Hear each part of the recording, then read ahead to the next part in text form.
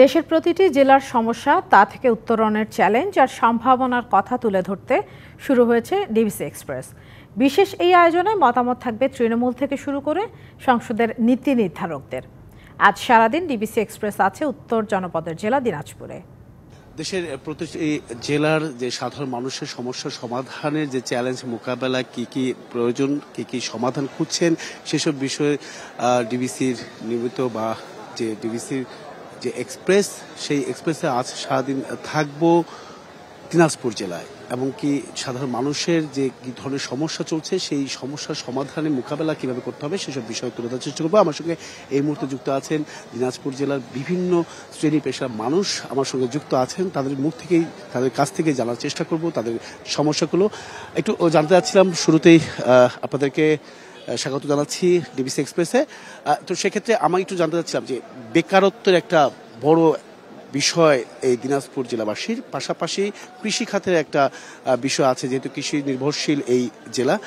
সেই বিষয়টা যদি আপনাদের কোনো ধরনের সমস্যা দেখছেন সেই সমস্যাটা একটু বলুন। জি, ধন্যবাদ আপনাকে। আপনারা জানেন যে দিনাজপুর জেলা আমাদের মোট 13টি উপজেলা। এখানে দিনাজপুরের এই 13টি উপজেলায় কোনো ধরনেরই কর্মসংস্থানের অভাবে, আমাদের এখানে কোনো ইন্ডাস্ট্রিজ না থাকার কারণে পারিবারিক সহিংসতার অনেক বেশি বৃদ্ধি পেয়েছে। এখানে আমাদের যেগুলো ছিল দিনাজপুরের, বিশেষ করে 10 মাইল একটা টেক্সটাইল ছিল। এই টেক্সটাইলটা যখন আপনার চালু ছিল, সেখানে হাজার হাজার পরিবার তাদের এইখানে চাকরি করতেন, সেই টাকা দিয়ে তাদের পরিবারদেরকে পরিচালনা করতেন। দীর্ঘদিন ধরে এই টেক্সটাইলটা বন্ধ হওয়ার কারণে এখানে প্রত্যেকটা পরিবার আজকে অনাহারে অর্ধাহারে, এবং দেখা গেছে যে তারা যখন এই কর্মসংস্থানে বিরত হয়েছে, তাদের পরিবারগুলো অন্য জায়গায় ধাবিত হয়েছে, কেউ নেশার জায়গায় পরিণত হয়েছে, কেউ চুরির জায়গায় পরিণত হয়েছে। এভাবে এক একটা পরিবার তাদের যে অস্তিত্বগুলো সব বিলীন হয়ে গেছে। এই পৌরসভার আমি দেখেছি প্রত্যেকটা রাস্তার প্রশস্ত না থাকার কারণে থ্রি হুইলার সংখ্যা বেশি, এই কারণে দীর্ঘ যানজটের সৃষ্টি হয়ে থাকে। সেটা কি আসলে ভোগান্তির মধ্যে পড়েছে কি? না, অবশ্যই এটা দিনাজপুরবাসীর জন্য, বিশেষ করে শহরে যারা থাকে তাদের জন্য বিরাট একটা হ্যাসেল বা যানজটের কারণে বিভিন্ন সময় তারা সময় মতো জায়গায় যেতে পারে না।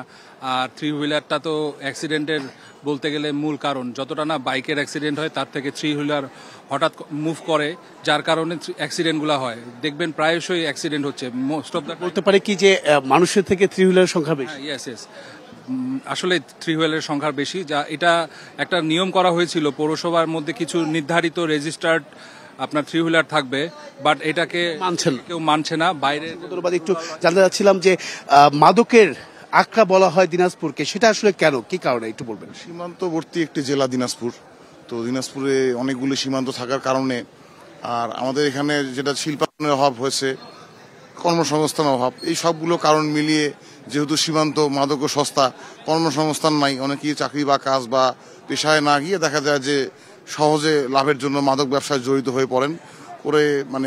এই কারণে মাদকের প্রভাবটা অনেক বেশি, এবং এটা যদি দ্রুত এই বিষয়ে কঠোর ব্যবস্থা না নেওয়া হয়, দিনাজপুর জেলার আর্থসামাজিক কাঠামো ভেঙে পড়বে। ধন্যবাদ আপনাদেরকে, এতক্ষণ আমাদের সঙ্গে যুক্ত ছিলেন। পরবর্তী সংবাদ বিকেল 5টায় থাকবে যে সমস্যার সমাধান, উত্তরণের যে সমাধান করার যে প্রচেষ্টা, নীতি নির্ধারকরা কি ভাবছেন এই জেলাকে নিয়ে, সেসব বিষয় তুলে ধরার চেষ্টা করবো। সঙ্গে থাকুন ডিবিসি এক্সপ্রেসে।